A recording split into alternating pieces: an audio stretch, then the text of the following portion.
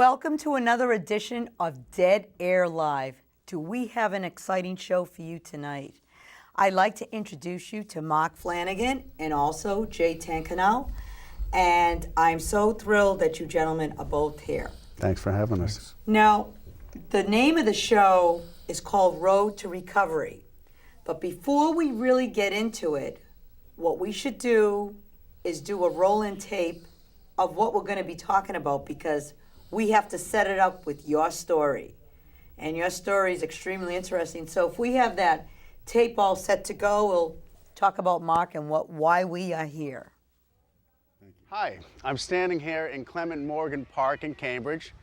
And I'm standing here because this park reminds me of a park I grew up in Framingham that reminds me of how my life in drugs got started. It was innocent enough back in the high school days in the 70s where, you know, to smoke some marijuana on the weekend and to have some beers was very common. But there was a little something different about me as I look back in hindsight that made me a little different than the others. The flags of alcoholism and addiction were there, and yet, because everyone else was doing it, I seemed to be just fine. Yet there was differences, and one of them I'll tell you about was, you know, 11:15 on a Friday night driving around town. We'd have a couple cases of beer with 6 people in the car singing along to the music, and I wanted more beer.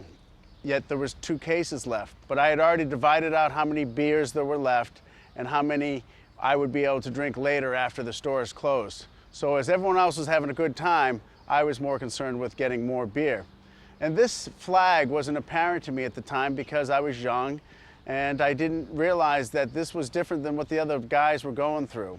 And yet, as I would go on to college and drink a lot more beer and smoke a lot more marijuana, my addiction grew slowly. It was like watching grass grow. If you would maybe look at a yard at one point and then look at it the next day, you wouldn't notice it. But if you look at it one day and then come back a month later, you would. But this was a period of 27 years. And at the end, it was not very pretty. You know, to fill in some of the blank spots, I was a gymnast. I was a good gymnast. I got a scholarship to the Coast Guard Academy, which paid me to go to school. And there were a few other things that happened that were very good for me. I was an All-American in gymnastics, and so I got a lot of privileges as I went to the school. And yet, here I was at a military academy smoking weed on a daily basis. And I just couldn't, you know, put down the drugs. I thought it was just part of the culture, just part of things that, you know, everyone did. And yet at the academy it was an obvious no-no. The Coast Guard's to protect the coast from drugs, and here I was, you know, an officer candidate and still smoking marijuana. I was caught, and after 2 years, even though I was a high-ranking student and a All-American representing the Coast Guard Academy, I was asked to leave, and I went to UMass, where it was a lot more free, and marijuana use increased to a daily basis.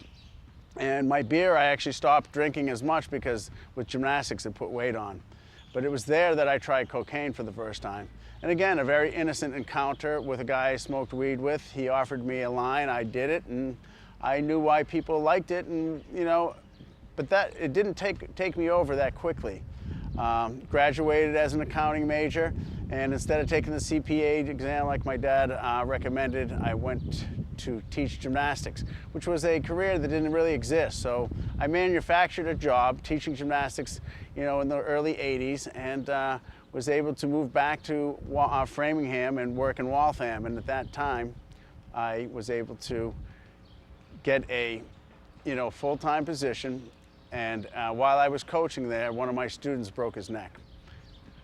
That injury that occurred to my student changed a lot of things.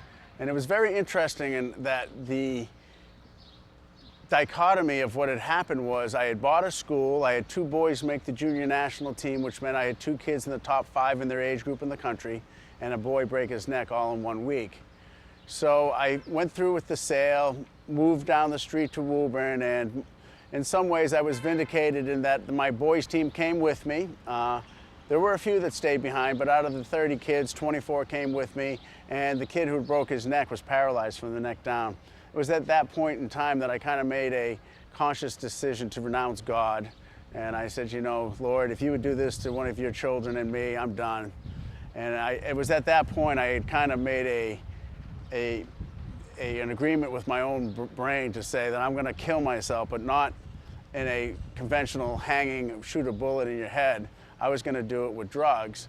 And in this way, my family wouldn't think it was a suicide. They would think that I basically accidentally OD'd.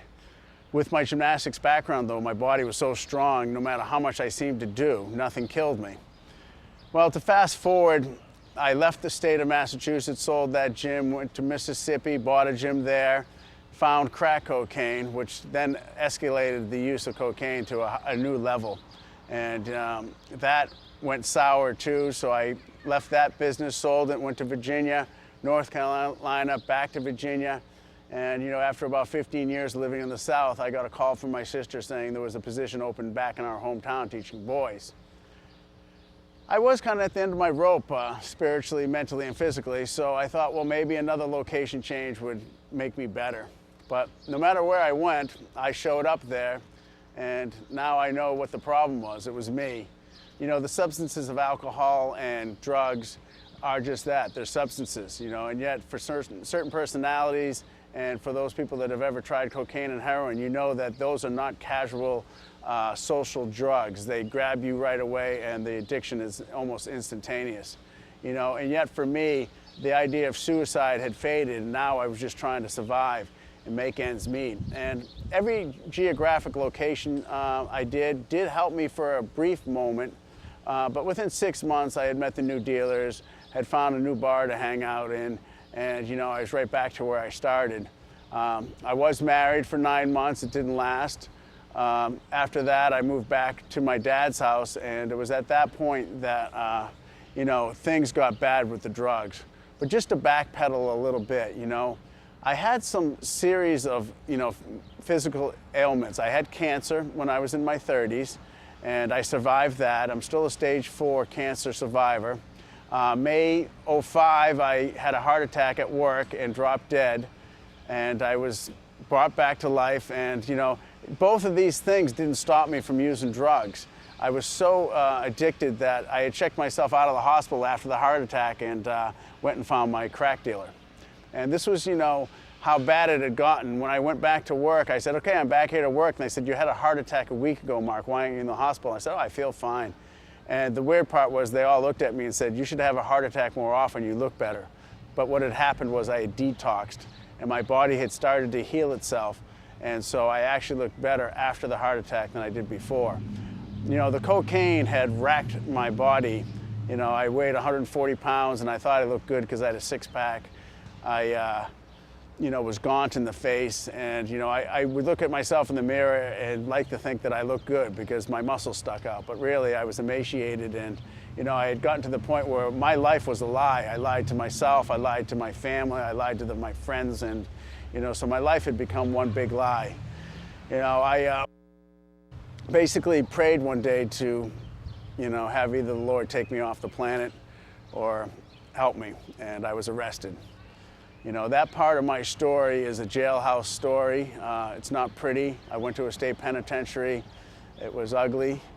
I had got in trouble even in jail. I didn't use drugs in jail, but I got in fights and stuff like that because I was so angry with myself and very bitter toward what I had done with my life.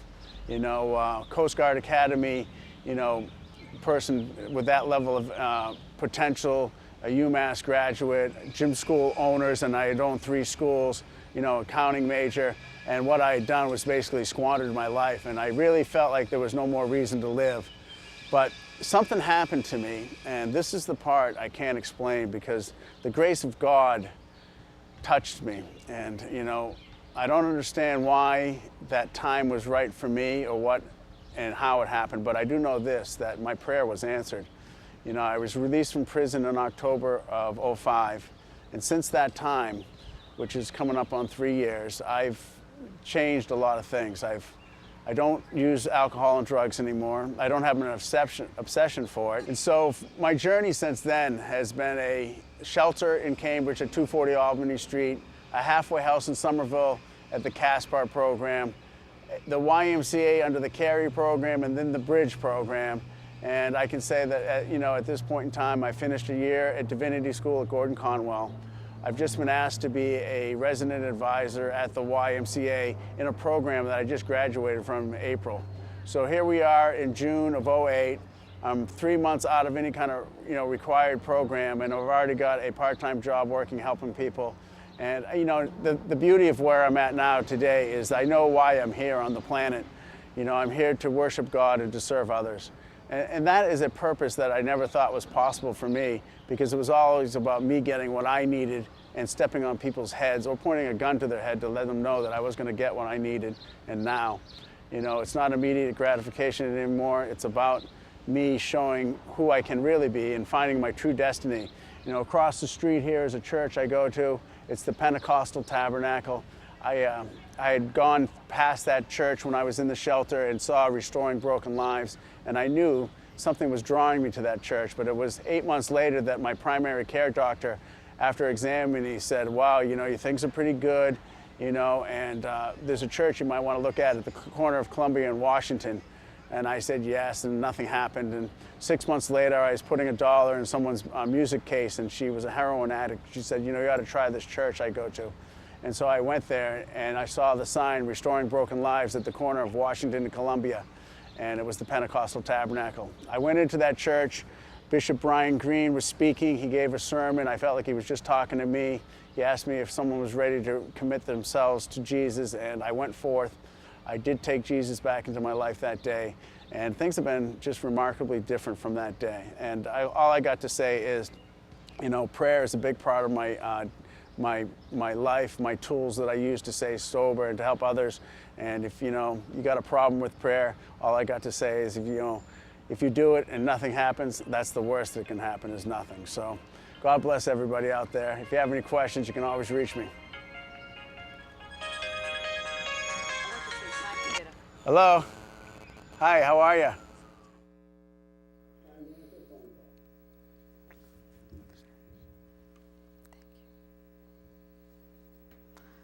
Mark, what a story. A fallen man, a cocaine addict, you've been in jail, and now you're in training to be a minister. You are a minister. This is huge. How have you done this? I can't take any of the credit. I give the credit to my higher power, which I call God. And, it's really been for me a series of miracles. And they were personal miracles. It wasn't a parting of the Red Sea or anything like that, profound, huge, worldwide coverage. It was individual, for me, getting the arrest. I can look back on that and realize what a blessing it was to be put into jail so that I could get away from myself, or I should say now, my old self. So it has been a series of miracles, just how I explained coming to the tabernacle in a Pentecostal Tabernacle was another series where, I just kept being led back to the path that I needed to be on. And, I'm just really grateful that, the Lord gave me that grace, as I mentioned in the shoot there. Well, we also have here Jay Tankanow, and you're an advocate for the homeless. You help the homeless out. You yourself have been homeless. I think you're still homeless, but you're still helping people out, which kind of blows my mind. And the both of you are basically working with the common people, helping people that have fallen, that have been arrested. You go to the jails, you help the people in jails, and you give them hope. You give them hope that there's something after the addiction. And you have basically take people out of the gutter. You told me earlier, Jay, that people come up to you in the street and they say, thank you. You have saved me. Tell us about what you're doing, Jay. Well, today I'm actually living in transitional housing, and I do volunteer work for Healthcare for the Homeless in Boston, which is an organization that provides medical care for people who are homeless. And for me, it's the most gratifying, because I worked as a social worker and I was a caregiver all my life. And it was so important that to be able to help someone that was less fortunate than yourself. Because I grew up in a very wealthy community where everything was handed to me. And now this is a time in my life where I just give back everything. I'll take my last penny and give it to someone if it will help them, make them have a better day, because I've been there. I've been there where there's no money. You know, I can remember growing up where McDonald's was someplace we went to. Today it's a luxury that I can't afford. Jay does have a huge heart. You know, I've been in the same recovery program with him, and we both happened to end up in this beginners meeting almost at the exact same time. And the reason I mention that is because of the way things are going for me. I'm Irish, and there's an expression called the luck of the Irish, but for me, there is no more luck. There are no more coincidences. The people that come into my life, including you, JoJo, and you know Jay, that's been over the last 2 years, 9 months, or whatever it's been. I mean, these are not just happenstances. These are not just like random acts happening. These are things that, you know, through, you know, like certain, you know, principles, like even like the law of attraction, of how, you know, people with positive minds get together. And you know, if you have a negative mindset, that'll happen too. So I mean, I can, you know, vouch for Jay. I mean, as of April 1st, I'm no longer homeless, and it's a real blessing. The place I live in is a brand new building, 800 square feet, single unit, hardwood floors, stainless steel. Fantastic. But see, this again is just a gift for having just focused on what I can do today, not to help myself so much, which then ended up happening, but to help the other people. And the more I do it, the more I get blessed. It's a very paradoxical thing for me because, you know, like I said in the tape, you know, it used to be, I want mine first. And now the more I give out, the more I receive. And, you know, Jay does the exact same thing. I mean, he lives what he speaks, and, you know, that says a lot to me.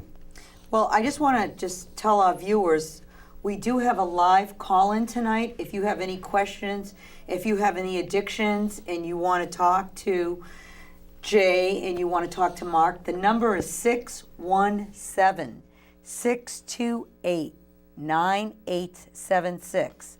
That's 617-628-9876. And that's only tonight on June 24th, 2008, that you can call into that number because you may see this program broadcast again. So how do you keep yourself strong? Because we were talking about earlier how sometimes you are going to a meeting and you feel powerless. Or you may, I don't know if that's the right word, but you may have the urge to want to pick up a drink or do some drugs. For me, you know, for me as an addict in recovery, I believe that if I could get high every single day and not face any consequences, I would do that. So what stops you? What keeps you strong? What keeps me strong is strength in numbers, by having people in my life as a sponsor who shows me exactly what I need to do.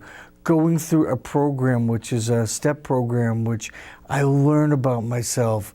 I don't judge the mistakes that I made and live and have them put me down. I live each day as a brand new day. So do you surround yourself with positive people? I do, but it does not mean that negative people are not going to be in my life. Because they teach you. The negative people teach you, I'm sure. Well, those are the people we're trying to help. Right. I mean, they're the ones that need the hope. Right. It's the ones that are down in the dirt, the people that are stepping over the people and say, get a job. Those are the ones I stop and say, hey, look, I know you're human.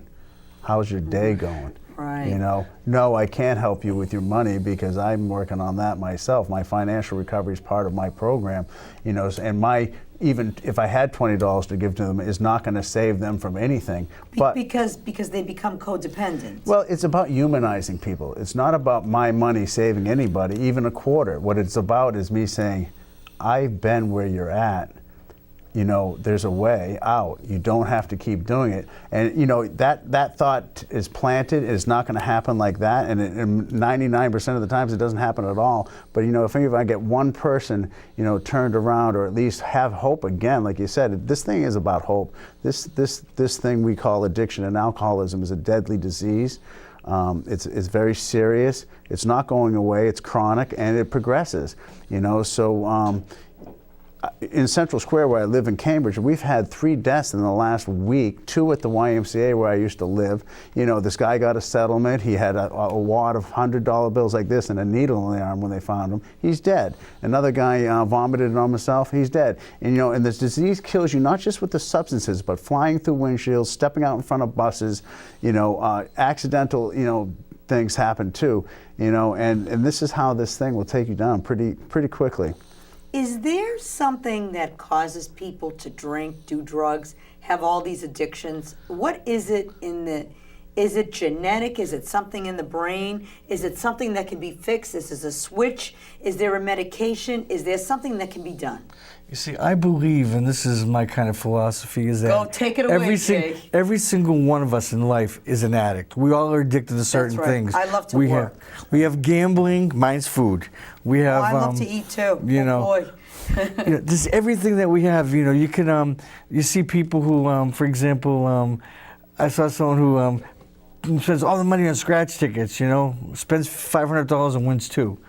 You know, and it's or going to horse racing. Sex is a big addiction for me, to be honest. And you know, that's something I have to keep. You're a sexaholic? Well, that's something I have to keep up front because you know, anything that feels good to you is an addiction. Too much of it is a problem. So when you say you're a sex addict, what does that mean? Well, not as an addict, but I mean that sometimes we, you know, it's when we're an addict, we sometimes have to be very careful about taking advantage of people and knowing our role in helping somebody. Because a lot of times when we first come into recovery, we're very, very weak. And some people prey on the weakness. And I've learned that, you know, when a new young lady comes into recovery, a lot of people get enticed. And I step back and say, you know, go work with a female and stuff like that. Because, I mean, you can do the wrong things for the wrong reasons. We're getting better every single day, and we're not perfect. And we're going to make mistakes. And what I need to say is that we just need to be more careful about what we do and how we present ourselves, because we can present ourselves in a loving and caring way that can be taken the wrong way. I'd like to add something to that, in that, you know, the initial question was, you know, how do you get wrapped up in these things? And you mentioned a few things that I think are part of it. You know, there is a genetic component to it. There is a personality component to it. And there's also an environmental, you know, nature, nurture, you know, personality. These things all play a role.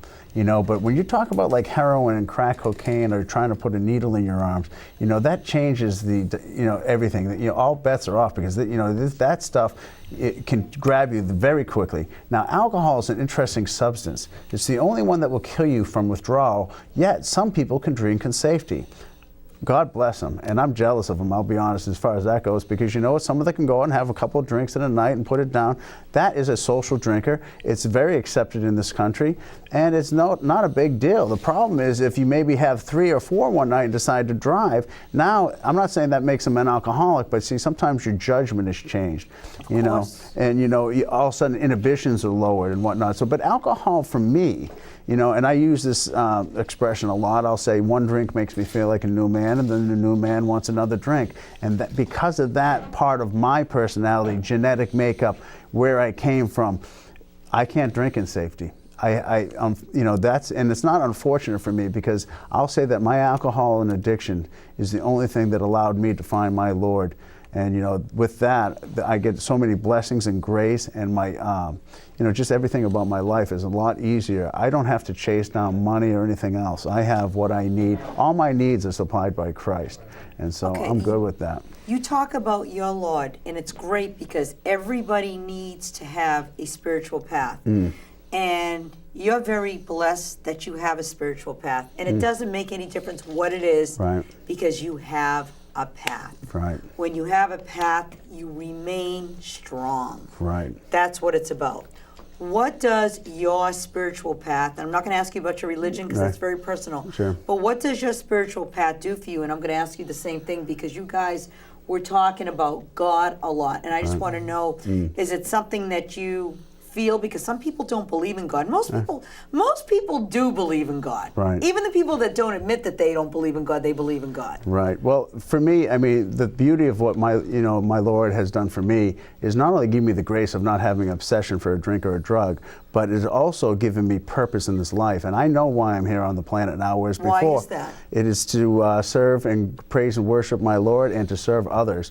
And just to go to a word called minister, because in 2.5 years when I get my degree, that will make me a minister. And I may be ordained as a Pentecostal person, but you know, what the word minister means is servant. And that is what I am. I am a servant, and I serve because, you know, I love people and I love my Lord, you know, and the Lord has graced me. So like Jay said, as part of the program is giving back. You know, my program has now extended out into the community. You know, as a Christian, I'd like to, you know, say that for me, I have to have this lifestyle now, and you know, and that, you know, it does help me stay strong, but it doesn't make me immune, because there's certainly a process that has to continue to go on. And if I get complacent, or I decide that, you know, Jesus is just going to take care of everything and stop doing things, that is not how it works, or at least hasn't worked for me. And I want to make sure everyone knows I'm talking about myself and it has nothing to do with anybody else, you know. Isn't there a saying that God only helps those to help themselves? Exactly. So what's your story? What is your story, Jay Tankinoff? It's interesting. Thank you. I first got involved with drugs late in life. Most people start off when they're young. What kind of drugs? I got involved with cocaine after my mother's death about 5 years ago. And how old are you now? I'm 49, so I picked up drugs. You were a late bloomer. But you know what? I still had addictive behaviors, because I'll tell you a little story. My first job, I worked as an EMT. I drove an ambulance for about 6 years. And you talk about lifestyle and an addictive job. You get the siren and that light's going to a call, you get high. Really? You get your adrenaline flows and you start flying. EMTs are like... I could not,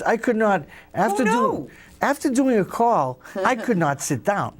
I could not lie down. I couldn't sleep after. What did you want to do? It's because your body just wants to run and run and run, and that's the addictive chase of the drug.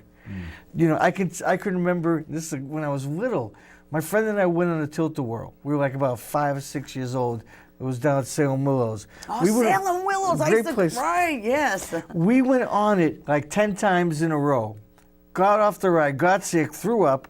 And then went back on again. Of course you did. Oh, yeah, well, you should have known right there and then. And we got high from it. But we didn't know any better, and that was our addictive personality starting early in life. So we see all these kids on there, and they can't, what do you call those things that they're doing? Nintendo and those games. I don't know. Like they're always holding these things in their hands. Everyone, they can't let them down. Like, let them go, let them go.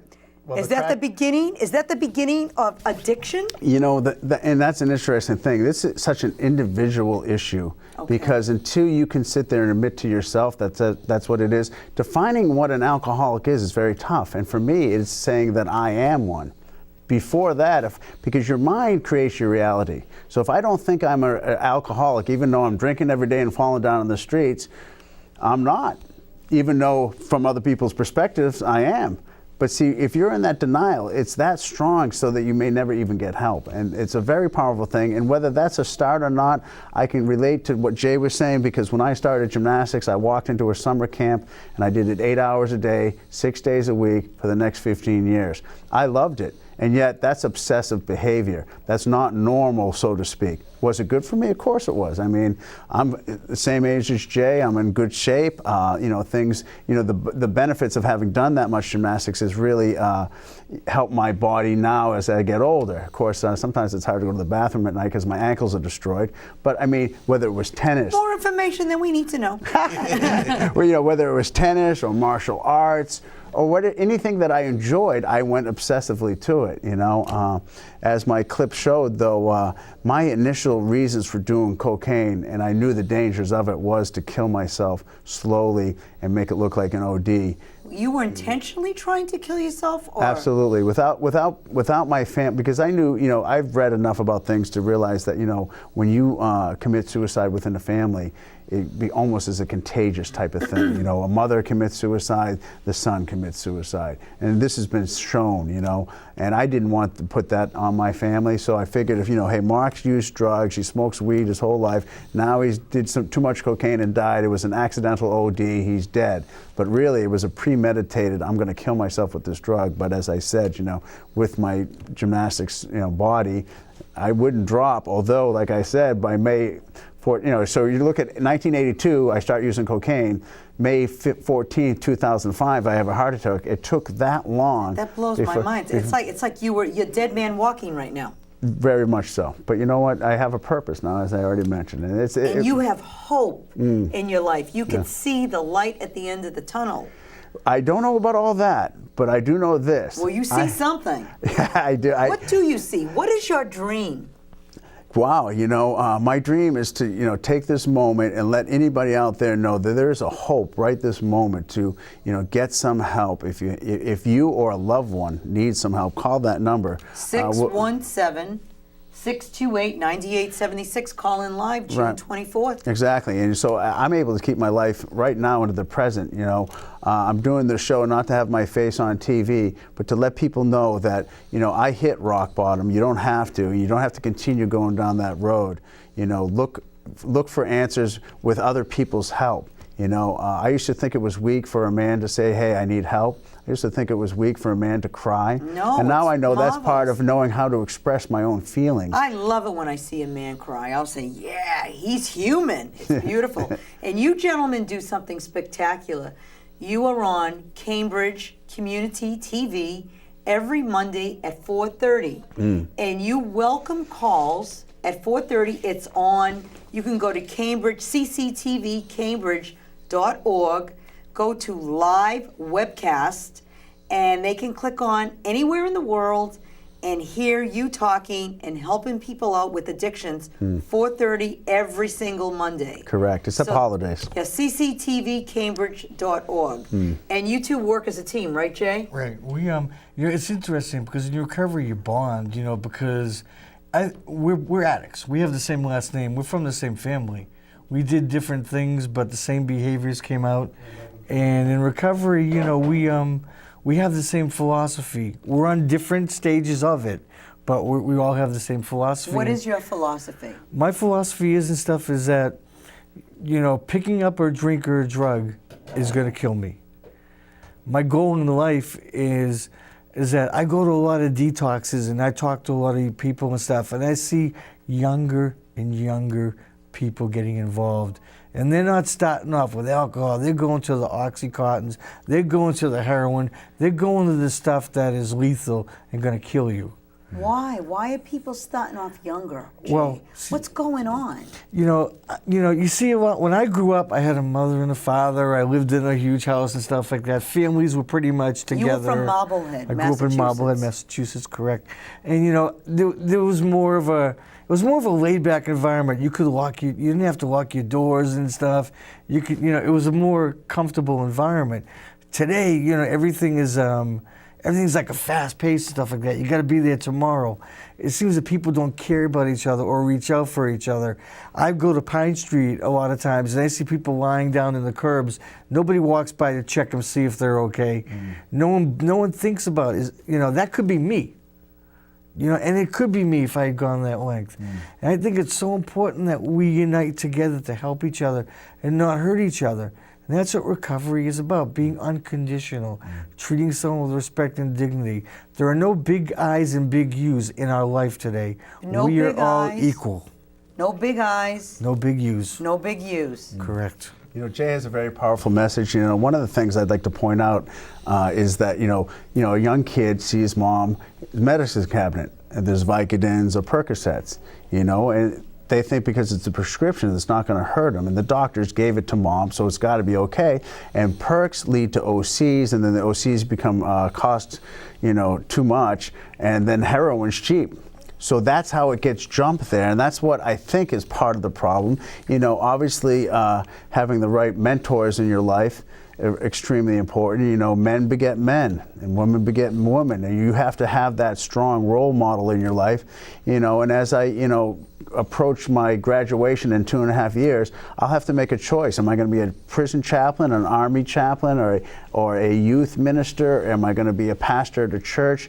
These are the things I have to look at. Where am I going to be most effective, in spreading the kingdom word, and letting people know that, the kingdom of God is at hand. Jesus said it, I believe it. And so that's Who is your role model, Mark? Well, I have my spiritual father on the planet, and that's Bishop Brian C. Green. Oh, right. And He's at the Pentecostal church. Yes, Yeah. and he is quite a leader. He doesn't just talk the talk. He walks the walk, and he does things for the community. He knows that the church is not a building. It's the consciousness. But it's the community. In other Sure. words, we in fact had a service last Sunday out in the park where we did the interview. Oh, that's fantastic. Right, Beautiful. and you know the bishop establishes small groups called the Band of Brothers. So it's a group of men getting together, talking about scriptures, what's going on in their life. Beautiful. It's and it's good because it's people being people and men being men amongst men, and honing our talents and gifts that the Lord has given us to be leaders. So that in other words, 3 years ago, I was running the streets. I had a gun. I was a dangerous individual. Yeah, that blows my mind. I was a menace. I can't imagine you with a gun. You don't look like you have it in you. Well, give me a drink and we'll maybe change that. No, I don't want to do that. All I can say is, and I don't think you want to do that. No, I don't. It's about the fact that I have to develop myself as a leader so that I can show a young person that path is dangerous and you may not get out of it. I have a purpose now because the Lord said, hey, your time has come. You need to do something about what the kingdom's about, not about what you're about. And in helping others, I help myself. In giving up, I have victory. So basically what's happening here is I surrendered to alcohol and drugs and I won. I helped other people and I helped and these things come back to me. This doesn't make logical sense to the Mark Flanagan that had a gun and wanted to sell crack, and just go crazy. Why did you have a gun? What's up with that, Mark? I was protecting myself. From what? From myself and maybe anyone. I've had knives pulled on me trying to rob me because I sold crack, and when you pull out a knife at a gunfight, it's not a good thing. And did you ever use your gun? Okay, well, let's change the subject. Sorry. I'm glad they have the Fifth Amendment, but the point being that I did a lot of bad things in my past, and yet now my past is my best asset because it's that past that I can show other people that I went down that wrong road and I went down it a long way. You don't have to, and that there's a great life waiting for you. My destiny now is a God destiny. I know that the Lord has a plan for me, and the more I say, thy will be done, not mine, the more I get what I'm supposed to get without trying for it. In other words, if I try to reach out and grab money, I'm not going to get it. But if I sit there and put the other things first, knowing that I'm significant, I count before I have money and a car and a great house. The Lord loves me first, then those other things come to me. For instance, this show. It was never planned. It wasn't something I had a goal. That's because I called up Cambridge TV. Before you know what I'm saying, yeah. Hey, what are you guys doing over there? And someone says, hey, have you heard about Mark? And I went, right. Again, who? Sure, no coincidence, but at the same time, that show started because I was interviewed by a guy that had a show there, and I looked on the thing and I said, there's no thing about addiction and recovery. And they said, yeah. And I said, well, why not? And they said, well, no one does it. And I said, well, and then it was like, as if the Lord, and maybe it was the Holy Spirit, spoke to me and said, hey, you need to do this. So I was in a program, homeless myself, not that far out of recovery because it was 2 years ago that I started this. And next thing I know, here I am. And these other things, it continues to build on itself. It's like a kind act rippling out. A mean act will ripple out too. And you are like a white fly. Do you know what a white fly is? No. It's almost like it doesn't exist. It's an albino. You heard it here, folks. A white fly is an albino. No, you're rare. You're both very, very rare. I mean, you don't hear about men going out. You're do-gooders, right? Do-gooders? Well, And you're giving your heart. You have compassion. What is your mission, Jay? It's interesting because my mission is actually to get back what I have lost, and it's going to take some time. I loved working in the field of social work, helping people. I went to school for a bachelor's of social work and had a license, worked for the Department of Mental Health for 16 years. And I want to get back, and now my goal is to work with people who are addicts, who need help in recovery, who need housing. Maybe they need to be shown the way and stuff, and help them navigate through the system like I had to navigate, like Mark navigated through the system so we could get these things for ourselves. If there's a person sitting on their couch and they're having a drink, they want to pick up the phone and call 617-628-9876. These guys are here to help you. 617-628-9876. Do you have an addiction? You want to talk to Jay? You want to talk to Mark? They can give you great suggestions. That's what they're here for. You guys are going to change the world. I don't know about all that, but I would like to mention my mission statement in that. Please. What's happened here for me is I want to give everything that I do the glory to the Lord, to my God. You know, I'm here to heal myself and to heal others, and then also be held accountable for my words and actions so that they match up. You know, those things are what I'm doing, you know, for my own self-mission, you know. And I'm just grateful that people that have come into my life to help me on that mission, you know. It's just, it's one of those things where, again, it's a self-miracle for myself. You know, I don't proclaim that I can move any mountains, but, you know, I will go out this Saturday, and you know, and at night and go to Central Square and pray for people. And I won't even start off like that. I'll start off with a dialogue. Who are you? What do you mean? You go up to, I'll walk please up explain. to a person on the side of the street sitting on the bench. They might Okay. even have alcohol in their hand. Sure. And I'll ask them how they're doing, you know, and find out who they are. And then once I've established a relationship, and now I've been doing this for a while, so now when they see me, at first I used to get the, you know, don't pray for me in certain terms and language that we can't use. But, you know, and now after 2 years of doing this, they see me coming and they calling me over, Mark, and they say hi to me every day now too. So and it helped. I was in a position where I lived in the shelter with them first, and they saw me come out of jail, then, you know, go to a halfway house. And when I returned back from Somerville to Cambridge, it was like, what happened to Mark? He was just here, now he's here. You know, he went from here to here. What happened? You know, and I haven't gotten to the point where I, you know, spreading the gospel type of thing, but I want to get to that point where I can show the people that, you know, it was through the power of Christ that, you know, I was able to get changed. You know, it started off with the self-help program of AA, where the spiritual door was open there initially, but now that's grown. You know, I don't bring those things up in those kind of 12-step meetings or anything like that because it's not appropriate. I don't want to bum anybody out with, you know, the God thing, because when you're in early recovery, you feel like God was the reason you drank, or he caused you through a tragedy to want to drink or use drugs. And I did the same thing. In that clip, I said, you know, I renounced the Lord. I was done with God, you know. What had happened to me was such a tragedy. You know, I carried a post-traumatic syndrome with me for, you know, 30 years. You know, You were angry. I was angry, and, you know, I felt guilty and shameful, and, you know, that perpetuated the use. Why did you feel guilty and shameful? Well, you know, the kid that got hurt and everything, it was pretty devastating when, you know, a student of yours gets paralyzed from the neck down. That's a, you know, it affects not just him, obviously, his family, me, and, you know, all the other kids that witnessed it, you know. And yet I can say I still have guys that were on that team in 1981 that I'm still in contact with and are friends with. And so, and including the guy that's hurt. That's what I was going to ask you. You know, this guy, and I'm not going to mention his name, he is a brevet women's judge. He's a wonderful man. He judges gymnastics and teaches gymnastics from a wheelchair in the town of Woburn. And the guy, Very you know, impressive. he actually did better off than I did, because he was able to accept what happened to him, and he kept going, and he's got a great career. He goes all over the world judging. I went and hit the pipe. Did you hear what you just said? He was able to accept. Yes. Your level of consciousness is your level of acceptance. Right. If you can accept where you are at, your life moves in such a positive direction. It's the resistance. People say, oh, woe is me, the self-pity. Sure. Things aren't going my The way. pity part. Oh, life is terrible. Sure. Let me have a drink. Oh, let me do some drugs. And, you know, oh, my God. those things work, though. They're a temporary fix. I don't think they don't work. For a moment, you forget.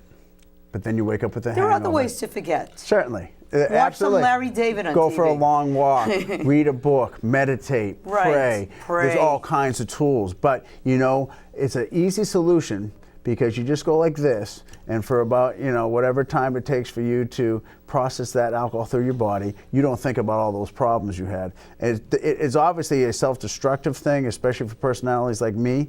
But to say it doesn't work, I don't know. It's a bad way of fixing it. Like you said, there's much more healthy ways of go for a jog, go swimming, do some yoga. There's many avenues you can take. Stretch out, work flexibility. Right. I mean, there's a multitude of things that are healthy for you to do. But let's talk about addiction. What causes addiction? Well, for me, I could tell you that when I first picked up cocaine, it was due to the loss when my mother died, and a lot of things happened. I lost housing at that same point in time. I didn't lose housing for using drugs. I lost housing because my mother was in public housing. I was a personal care attendant taking care of my mother because my dad had already passed away, and I was taking care of her, and she'd been very ill for about 8 or 10 years. And when she died, I was not on a lease because I was working at the time, and so I ended up being by no means homeless. And so I ended up with no place to go. And so I ended up sleeping in cars, shelters, and basically any motels. And then I got into a bad relationship with a girl who was on drugs. And we were codependent. I'd supply her drugs and stuff like that, and she would take care of where we were staying and How did you my get the needs drugs and stuff if you like didn't that. have the money if Because you I were was homeless? because at the time you could be homeless and working. People get disability checks and use them up in 1 week or 1 day even. Oh, And, but how do you get disability checks if you don't have a home? Because a lot of people don't realize that. First of all, as we're addicts, we're pretty clever. We can do a lot of things to survive out I there. have no idea how it works. But the most Maybe we shouldn't talk about that. I don't know, because we might put ideas in people's But heads. the most important thing is that, and a lot of people don't realize this, is that mental illness has something to do with it too.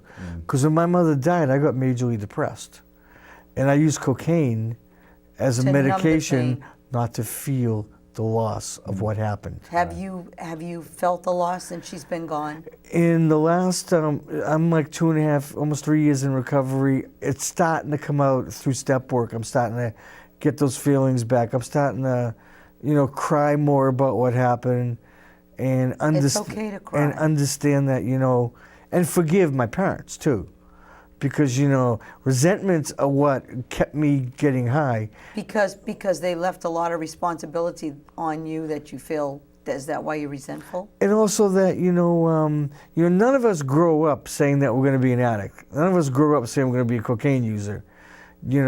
For me, I came from a wealthy town and I wanted to be successful, and because my parents got sick, I had to take care of them, become the caregiver, and couldn't reach the potential that I really wanted to reach. So I was taking care of them. And Are you angry about that? I was at first, because like as a social worker, and I tell Mark sometimes, and I share this at meetings, what a great job for someone who has an addictive personality, because I listen to everyone else's problems but my own. If I could hold a mirror up and all my problems get reflected back to me, then I probably might not be sitting here today. Right. And to me, it's so important now that everyone realizes that we have problems, but there is a healthy way to get through it. There is always someone there you can reach out and talk to, because I'll tell you, friends, I can count them on my hand, and I'll tell this quick story.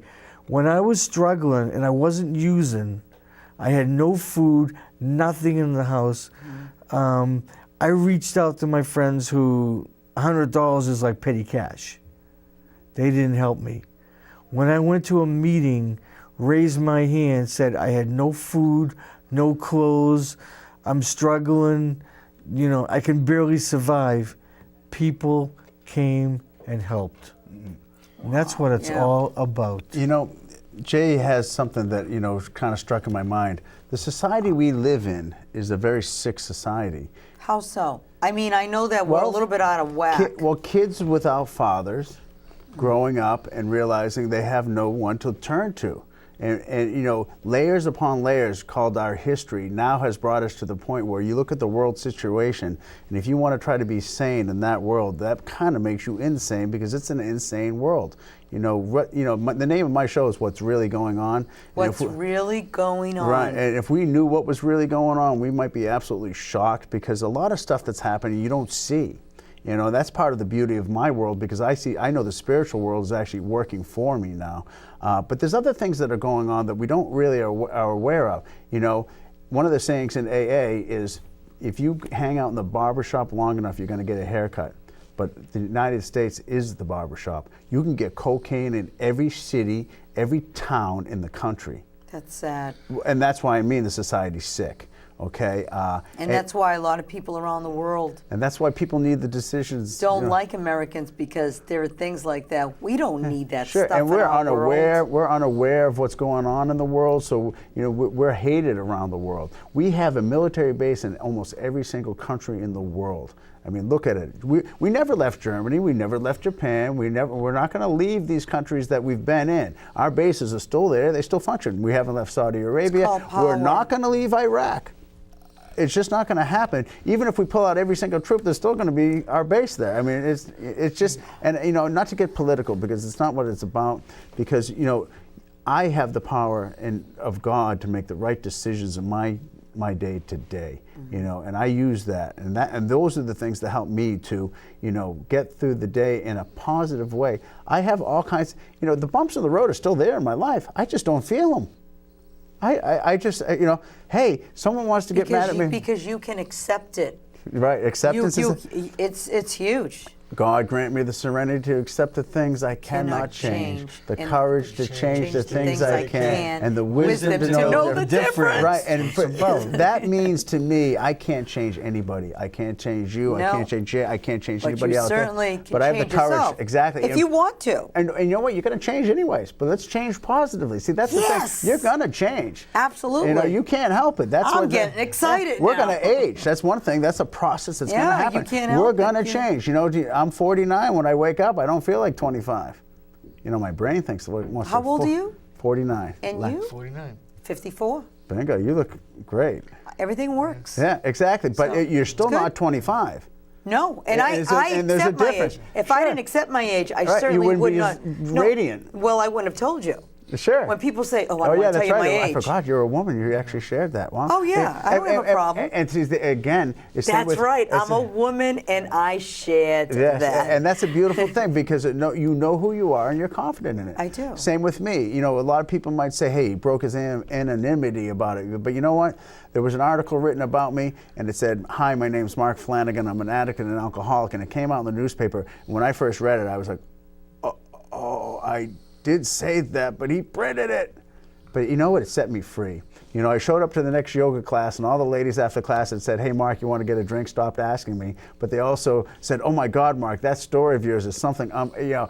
Good job." You know what I mean? Yes, because a woman, especially a woman, if a man falls and picks himself up, for some reason that's very attractive to a woman. What's not attractive to a woman is a man that keeps falling and can't pick himself up. But still arrogant. Right. Still thinks he's got it going on. When I meet a person and I see their story and they have fallen and they can rise from the ashes, I say, congratulations to you. Yeah.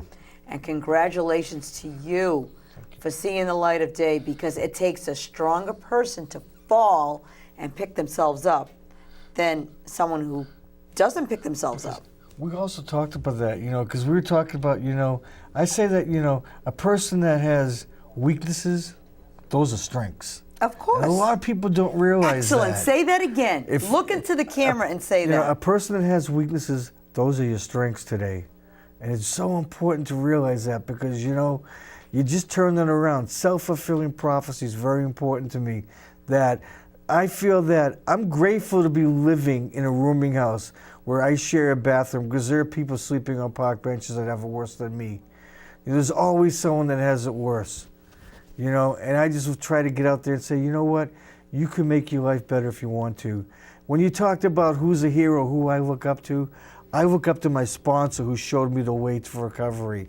I look up to people in recovery that are doing the right thing, because I can depend upon them. Because they've fallen and they have picked themselves up. Exactly. You can only respect someone like that.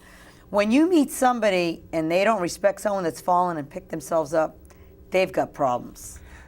It's like we were talking about, for example, if someone comes off and says something and gets you in a real bad mood and stuff like that, for me, I say, God bless you, and I move on. Good for you. Because it's not my problem to carry their luggage all day long. That's right. Good for you. You don't want to carry their karma. You know, 'Cause exactly. you know, why do you need their Exactly. comment? They got to work it out themselves. I can remember a bus driver when I had no money and I was struggling in a shelter and I need to get a ride to the hospital and I said, "Can I please ride?" and stuff like that because I don't have any money to get to the hospital.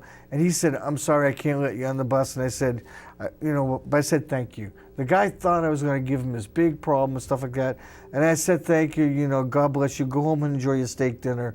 I'll stand out here and freeze. I don't have a problem with that. Maybe the next person will be more kinder." And I got on the next bus and, you know, and I'm sure that person might have went home and thought about that because, you know, the idea is and stuff like that is that we really don't take time to think about exactly what that other person's needs are. You know, it's funny because that makes me think about the word anger, and I have an anger issue still that I work on daily, but no one can make me angry.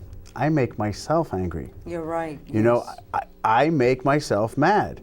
They don't do it because they don't really know who I am. Like, say a person, I feel like because they didn't say hi to me, they don't like me, or maybe even hate me. That's still all in my head. You know what I mean? Because they don't really know who I am. In fact, I don't really know who I am. But that's okay. But you're learning. But we have a couple of minutes left, but I want to make sure that our viewers know that they can see you every single Monday at 4:30 p.m. at Cambridge Community TV, and they can go and see you on a live webcast, what's really going on at www.cctvcambridge.org. Click on live webcast. You'll see the white van, 4:30. You could be anywhere in the world. Right. You want to tune into what you guys are just saying and doing because you're helping out everybody. Right. And do you want to give us your email is markf.flanagan@gmail.com. I got Correct. that memorized. Not bad. Mark F. Flanagan, markf.flanagan Right, that's at right. gmail.com. Exactly. And my cell number is there as well. I mean, if And what's your cell phone number? 617-233-8576, you know. And my phone does ring a lot because people need help. But I answer. Just do me a favor. I have to be at work at 5:30 in the morning, so don't call after 10. No. But they can. They Sure, can. If you're in a situation, call me. My phone number is 781-215-1945, and we're here to help. 781-215-1949. 45. 1945. You know, the one thing that I wanted to say that is so important Jay is that, Tecano. you know, I feel that each one of us can make a difference just by reaching out. You know, I think the best thing in the world is getting a hug. You know, I love that. I love to hug. Walk into a meeting and getting a hug. And I want to say to everybody out there, you know, if you need help, go to a meeting, get some help. You know, there's a pamphlet that we have that's called We're an Addict. And you look at it and you read it down and stuff. And I think it applies to everybody. I looked at that and all my answers were yes. So, I mean, for me and stuff, the most important thing is that I follow people that are doing the right thing. Because you know what? When Mark does the right thing, he gets rewarded. And the rewards are small, but it's in the heart that feels good. My reward is waking up every single day without having a mind-controlling substance controlling my life. That is the most beautiful thing in the world that I don't have to control. Nothing controls me but God and His will. And that's the best thing in the world. Do you want to say? I always like to end my show with Psalm 34, verse 8. "O taste and see that the Lord is good. Blessed is the man who trusts in Him." Amen. Amen. Great show. Excellent. This was good. Very nice. Thank you. Yes, thank you for having me. I really enjoyed. Yeah. As Yeah, I. it was, Yes. Okay, so no, we have to keep talking.